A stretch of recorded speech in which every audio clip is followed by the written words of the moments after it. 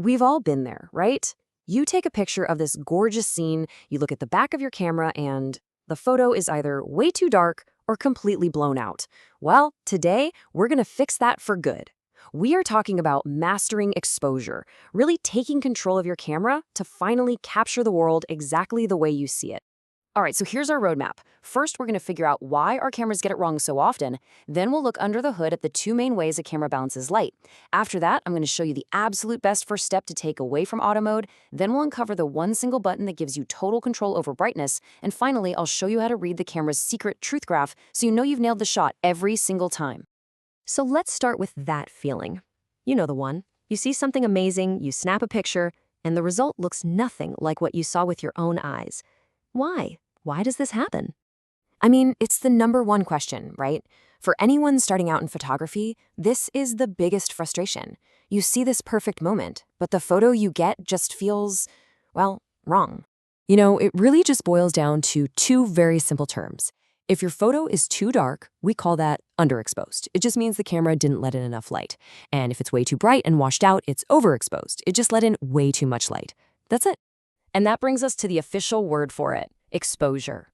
All it means is the total amount of light your camera manages to collect to create one single photograph. Our entire goal is just to get that perfect amount of light. So why can't your fancy camera just see what you see? Well, it's because your eye is an absolute marvel. As you look around a room, your pupil is constantly, instantly changing size, adjusting for the bright window and the dark shadows under the table. But your camera, it has a huge limitation. It has to pick just one brightness setting for the entire photo. And that compromise is where all our problems start. Okay, so if the camera is all about collecting light, how exactly does it do that? Let's take a look at the two main controls it has to manage that flow of light. Now this right here, this is the key idea that is going to make everything else just click into place. Your goal is to collect a specific volume of light. The magic, the creative part, is all in how you decide to collect it. Let me walk you through this. Picture this. Your goal is to fill one single bucket with light. Now, you could use a tiny little garden hose and leave it on for a long time, right? That's kind of like a slow shutter speed. Or you could grab a giant fire hose and blast it for just a split second. That's like a fast shutter speed. In the end, the bucket is full. The brightness of the photo is exactly the same. But the way you did it creates a totally different effect. That slow shutter could blur a waterfall beautifully, while the fast shutter could freeze a hummingbird's wings. Same brightness, different story. So we've got these different ways to collect light, these creative tools. But where do you even start without feeling totally overwhelmed? Well, let's look at the first and, honestly, the safest step you can take. I want you to forget anything you've heard about real photographers only use manual mode. That's just not true. The best first step out of full auto is right there on your dial, P for program mode. Just think of it as auto, but with a safety net that lets you start making creative choices. Okay, here's how it works. In program mode, the camera gives you a starting point, a combination of settings it thinks is correct. But, and this is the key part, you can now turn a dial. And as you turn it, you'll see the camera automatically trade shutter speed for aperture, or the other way around. It always keeps that bucket of light perfectly full, so the photo's brightness doesn't change one bit. All you're doing is choosing a different creative recipe. But wait a second. If turning that dial in program mode doesn't actually change the brightness, how do we tell the camera, hey, I need this photo to be brighter, or make this one darker? Ah, this is where the real power is. So let's back up and ask a really basic question. What is the camera even trying to do when it suggests those correct settings? What's its ultimate goal? So deep inside your camera, there's a light meter, and its entire mission in life is incredibly simple. It looks at whatever you're pointing it at, and it tries to make everything average out to a middle gray. Not too dark, not too bright, just perfectly, boringly average. And here is the perfect example of why that simple logic so often fails. Let's say you're pointing your camera at a beautiful, bright, white, snowy field. Your camera's light meter looks at that and thinks, whoa, that is way too bright. My job is to make it average. So what does it do? It makes the whole scene darker. And the result you get is a picture of dull, depressing gray snow. The camera did its job perfectly, but its job was wrong. And this is your override switch. This is your secret weapon, exposure compensation. It's that little plus/minus button on your camera.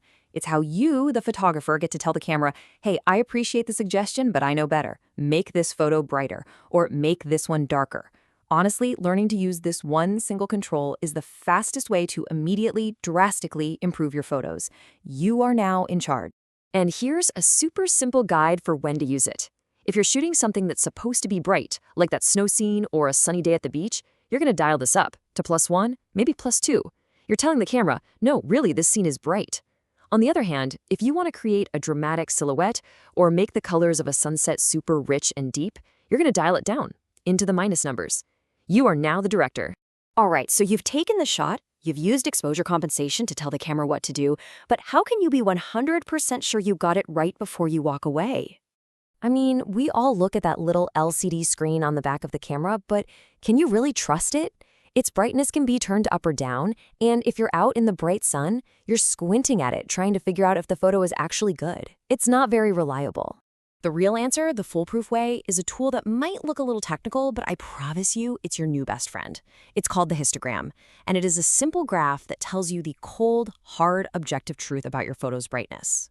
And reading it is so much simpler than it looks.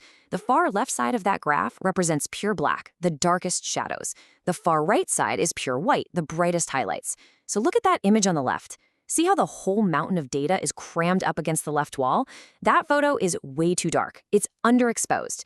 Now look at the one on the right. See how the information is spread out nicely across the whole graph? That's a well-exposed image. So think of it like a football field. The far left edge is one goalpost. That's pure black. The far right edge is the other goalpost, pure white. If your data's crashing into that left wall, you've lost all the detail in your shadows. If it's crashing into the right wall, you've blown out your highlights and lost detail there. Your goal is just to keep the data living comfortably between those two goalposts. That's it. So, there you have it. You now understand the problem, you have the creative controls to choose your method, and you have the tool, exposure compensation, to tell your camera what to do, and the histogram to prove you got it right. You are no longer a victim of your camera's simple, average logic. The only question left is, are you ready to pick it up and take control?